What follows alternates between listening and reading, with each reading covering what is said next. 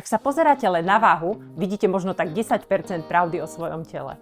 Mnohí klienti nám hovoria to isté. Schudla som len kilo.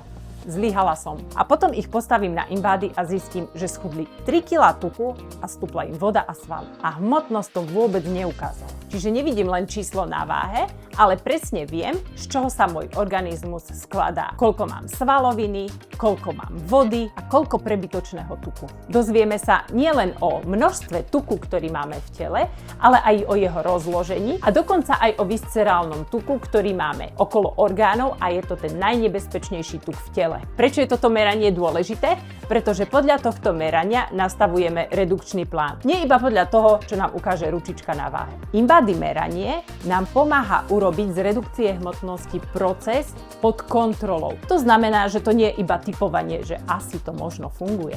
Ak chcete vidieť skutočný stav, nie iba číslo na váhe, diagnostika je ten prvý krok. Neváhajte a objednajte sa na diagnostiku práve k nám.